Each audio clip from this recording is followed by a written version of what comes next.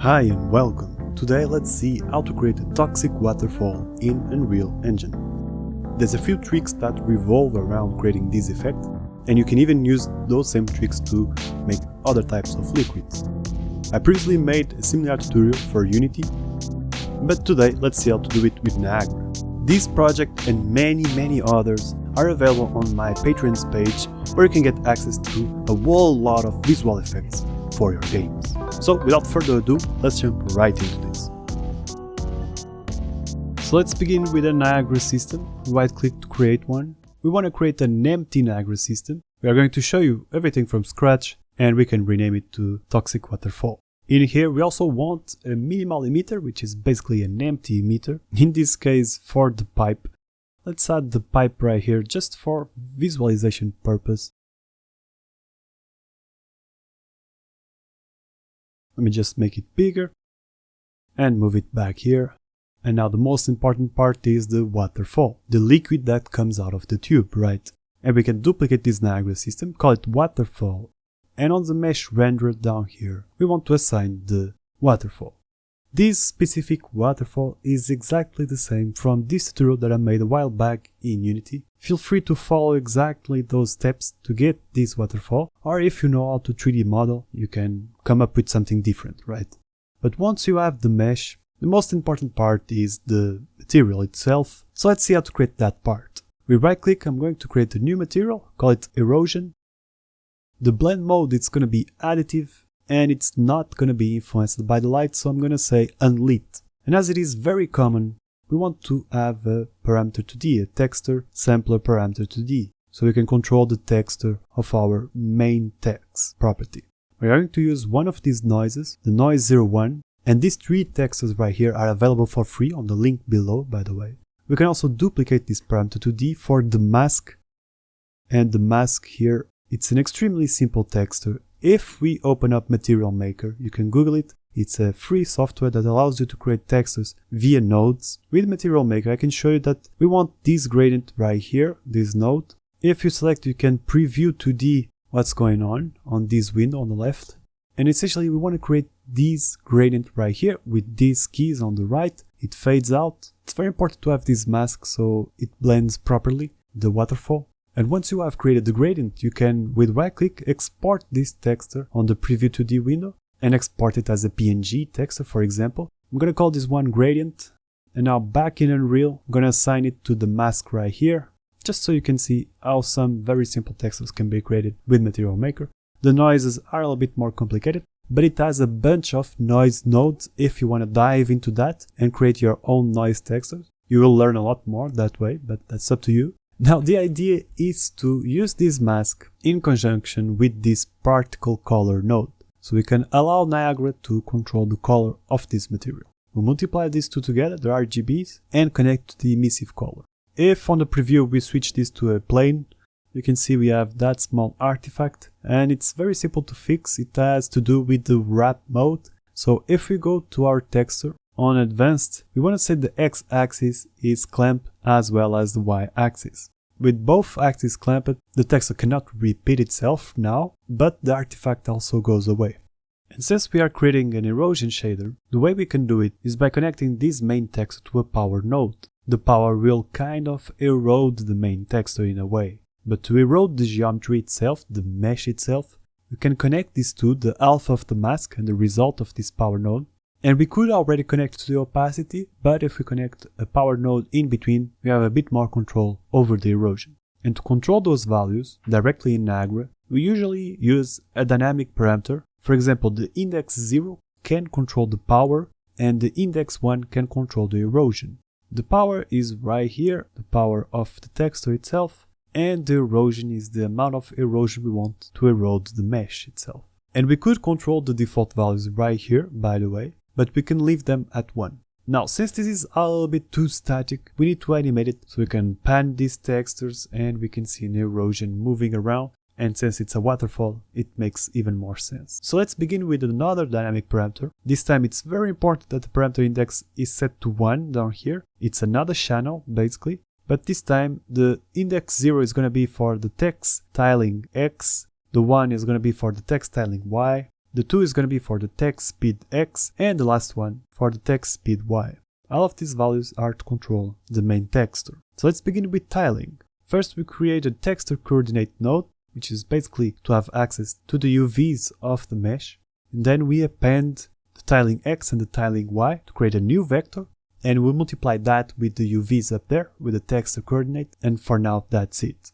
For the speed, we can control them manually, but in our case we want to use the time variable so they are animated automatically. I'm going to create 2 multiply nodes, connect the time to each one, and then we have the speed X and the speed Y, and now we can append them to create a new vector. That's what append is doing.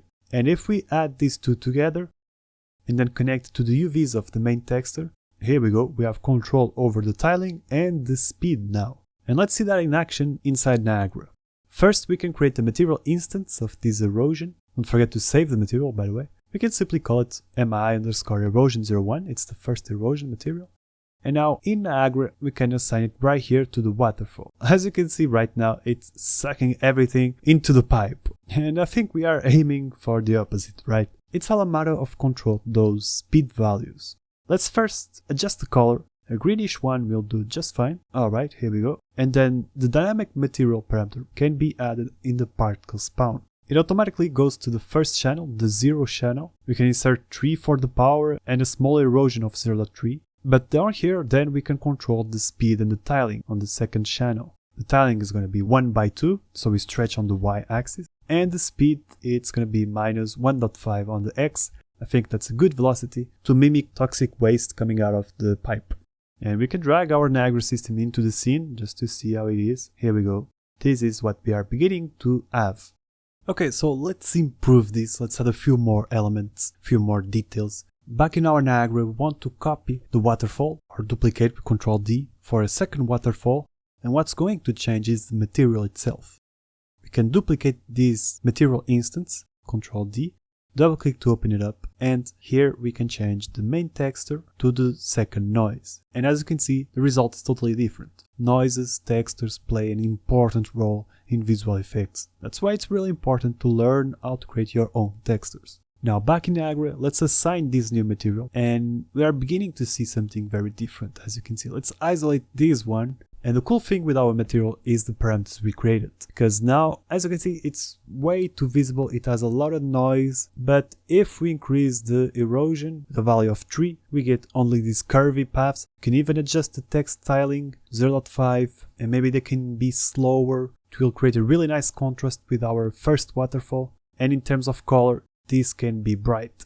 Increase the value, and here we go. It's really nice. If we see this in our scene, with the post-processing effects in action, looks pretty cool. Let's just disable anti-aliasing because it creates some artifacts. Now the waterfall in itself, it's pretty much done. What we can do is work on the puddle on the ground, and for that we need a new emitter, an empty one, a minimal emitter. You can call it puddle, or yeah, like I did texture01, which is a little bit more generic. But the idea is we use a mesh render down here, and we want to replace this with a circle. But it's a very specific circle. So let's go to Blender. In case you have Blender around, I can show you how to create this part. Let's start with Shift A to add a sander. On this bottom left panel, we want to make sure it's set to nothing, the cap fill type. From there, we want to select the top edge loop and scale it down by pressing S and then 0. And then move it with G, lock it on the Z axis and then type 0. Now we want to push the bottom edge loop up by selecting it, and then with G, lock it on the Z axis and push it a value of 1. Let's rename it circle 01. Oh, and let's enter in edit mode again, and with Ctrl R we want to add a few edge loops so it becomes smoother. And then in object mode we want to press Ctrl A to apply all transforms, and we can export as an FBX to our project. Once we are in our project, we can assign it right here. Here we go. We don't see anything because we aren't spawning. So on the emitter update, let's add a spawn burst instantaneous. Let's solo this. Here we go. This is what we have. Now we need a new material, and we can actually reuse one of these erosions. Let's duplicate it, open it up, and in here the biggest difference is the mask. We need a different gradient. So let's go back to Material Maker and begin with a gradient node. It's going to be a very simple gradient, by the way, but we need to adjust the keys. The first one, the black one, is going to be transparent, alpha at 0. And then this key, we can push it all the way back to more or less 0.2 and say the alpha is going to be 70, for example. It's a smooth fade in. We can add another key more or less around here, but this time the alpha is going to be at its maximum. And then we can add another key after that, and the alpha say it's transparent. So this is the kind of gradient we are looking for. We fade in and then we fade out abruptly. This will make certain parts of our circle visible. Let's export this to our project as the gradient 02, for example, and assign it here in our new material. And this is what we get. As you can see, it's a very different result. Let's turn on Enable Material Override and assign the new material we created right here. Here we go. This is the result we get. That's why we made that gradient. So it connects perfectly with our toxic waterfall. Now let's take care of the color. I'm going to use this one with these specific values. And from there we can adjust the size down here. Scale mode uniform, and it's going to be a 4. Yeah, 4, that's alright. And now we can adjust the erode and the power values and whatnot with the dynamic material parameter on the particle spawn. For example, a power of 4, but an erosion of 1 will look really nice. That's small details that we want, small ripples. And we can adjust the tiling. We can double it. In terms of speed, a value of 1. This is the illusion we are creating. That's really nice already. Pretty cool. We can improve on top of that, obviously. In this case, for example, let's duplicate this emitter and call it texture02 or Puddle 02. But instead of this material, we can change it, duplicate it. And in this case, for the main texture, we are going to reuse the other noise that we have already used on our waterfall. And it will look superb. It creates these nice waves. We can adjust the color so it's a little bit brighter. And maybe it doesn't need to be that big, like 3. In terms of material, we can adjust the power, yes, but it's going to be much more eroded because we just want small details from that texture, right? And we don't need to repeat that much the tiling. 1/2 should be enough. In terms of speed, could be slower, yeah, 0.7, and this is what we get if we go back to our scene. Yeah, it really pops out. We still can see too much of the ground below. We can make a few improvements in relation to that. So let's duplicate this texture to this second puddle, call it beam01. We're going to solve this and we need a plane here. We can use a plane from the engine. We can turn on engine content, search for plane and use this one. It will do just fine. As for the material, we need a new one. From scratch, it's a simple material. You can even call it simple material. Let me just disable auto exposure. And the blend mode is going to be additive, and then it's going to be unlit, just like the other one we created. And it's as simple as creating a texture sample parameter 2D for our main texture, and then a particle color, so Niagara can change the color of this material. And we want to multiply first the 2 RGBs and connect to the emissive color, and then the 2 alphas. We can use another node so it blends with anything that it touches. Instead of cutting abruptly, it will blend nicely. And for that we can use a depth fade. Connect it right here and then connect to the opacity. In this case we can control the depth fade with a dynamic parameter, the first parameter here. Yeah, we can even call it the same name. Here we go, and default value of 0. Oh, and for the texture itself, yeah, we are going to need a beam, which is extremely simple. If we go back to Material Maker, it's as simple as creating a shape, a circle shape. Control the radius and the feather to 0.7 for example. That should do it. We can blur this out with a Gaussian blur. If we increase the sigma, which is strength, a lot, it will look better. And from there, we can use a colorize node to remove the black background by saying the alpha of the first key is 0. Here we go. If we select the colorize node, now we can export this texture directly to our project, always as a PNG. Let me just disable engine content. Here we go, and assign the beam right here. Yeah, the depth fade, sorry, it's connected on the fade distance. Here we go. It's used to fade anytime this mesh touches another mesh.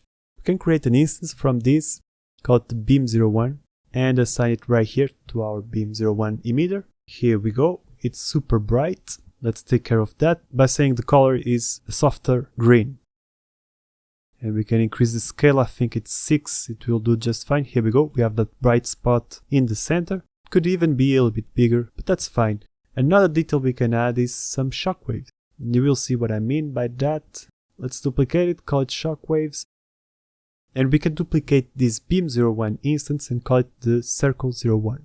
For the texture right here, yeah, we need another one. And in Material Maker, you will see how simple it is to create texels here. We can start again with a shape, but this time with no feather, 0.